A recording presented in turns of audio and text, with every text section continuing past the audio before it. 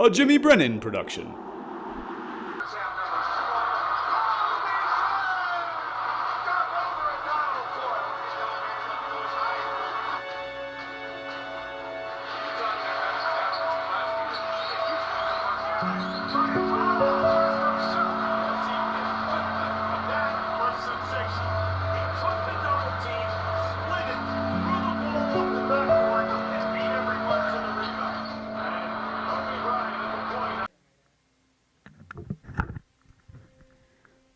I'm Jimmy Brennan, and this is my Kobe story.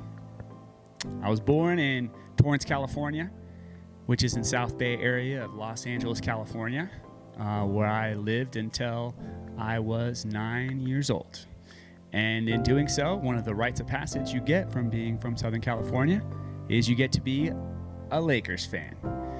And it was short-lived for me because another part of life is divorce. So my parents getting divorced moved me to Charleston, South Carolina. And along with a new location to live, I also got a new stepfather, which was different for me because he was ex-military and a lot more strict. So of course, Irish stepkid and stepfather went to war. And so I spent my adolescence at war with my mom and my stepdad, and my dad from time to time as well. In doing so, I didn't trust anyone, and I didn't have trust for anyone. So rebel I did, and rebel I did well. What does this have to do with Kobe Bryant, I guess you're wondering. But what it has to do is, by the time I was 15, I was arrested for the first time. By the time I was 16, I had already been in 2 boarding schools. But in going to boarding school, the first boarding school I was at, Kobe and Shaq won their first championship together. And the second one I was at, the next year, they won their second championship together. These seem like trivial things, just sports, right? But to me, when my world was so screwed up and so messed up and nothing made sense to me, that made sense. Kobe was there for me, and Shaq for a while. It meant a lot to me, and it still means a lot to me now, those times. And when I got back from boarding school and I had to move my senior year to West Palm Beach, Florida, and to South Florida, coming from Charleston, South Carolina, which is big culture shock, but Kobe again delivered another championship, his third championship with Shaq. And that consistency that he provided for me in inconsistent times was always an anchor that I could lean on. Fast forward to 2009, and America is in the greatest recession since the Great Depression. And times were tough. I had just moved back to South Florida so that I could start a business with my family. And like I said, times were tough. And unfortunately for me, my best friend from high school that same year died of a drug overdose.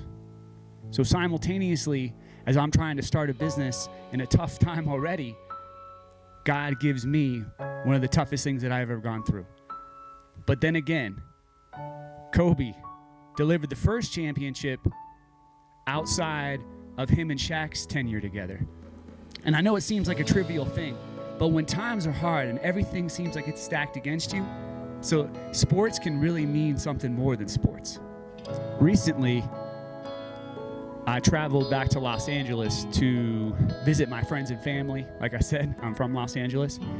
And of course, I was staying in Calabasas, which is right down the street from Malibu Creek Park, I believe it's called, where Kobe Bryant crashed his helicopter, and him and several others lost their lives that day. And I felt like, I wanted to go visit the Kobe memorials while I was there, but I also felt like it would be good for me. I just felt like I had to go, pay my respects to Kobe and go visit the crash site. And just like when I first learned of Kobe's passing, and when I got to the site and I was talking about him, I became overwhelmed with emotion and I started to cry. But I'm out here at the crash site where Kobe Bryant lost his life. And Kobe inspired me to always push myself and never settle for less than what I deserve. and I want to pay respects for Kobe and Gigi. But I felt like I had to come out here because Kobe did so much for me growing up. And sorry, I didn't think I'd get like this, but being up here is real, you know. You see, you know, life was taken here, and we have to live our lives in a way that we realize that other people can't do it anymore. So I'm gonna try to inspire others and live my dream the way Kobe lived his, you know? So remember that the negative things that happen to you are just an opportunity for you to rise up like Kobe.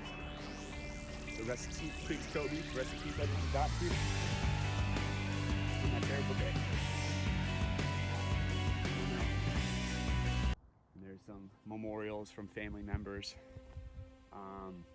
But I just thought I had to come out here and pay my respects to Kobe and for what he had done for me and motivating me to keep going in some of my struggles that I had in my life. So I'm going to try to keep going for him, and I'm going to try to inspire other people the same way that he's inspired people. And, you know, hopefully I can, you know, do a percentage of what he's done. And, you know, to me, it, you know, having lost people that really are close to me in my life, someone who I've never met in person, was unusual for me to feel so emotional about losing that person when I didn't even really know him. What I realize is that in all the uncertainties in my life and all the bad things that have happened in my life, you know, Kobe was the one constant thing. He always delivered. He always gave it 100%, you know? And it's just like that type of mentality that he rubbed off on us and on all of his fans. And what I realized is that Kobe had been teaching me something that went so far beyond sports. He had taught me how to persevere, and he had taught me how to overcome adversity against all odds. You know, Kobe said, the most important thing is to try to inspire others so that they can be great at whatever they want to do. Kobe did that for me, and I hope that I can do that on a smidgen of the level for others that he's done for me. Kobe is way more than an athlete for me, and I want to thank him for everything he's done for me. Rest in peace, Mamba. I'm out. I'm Jimmy Brennan, and this is my Kobe story.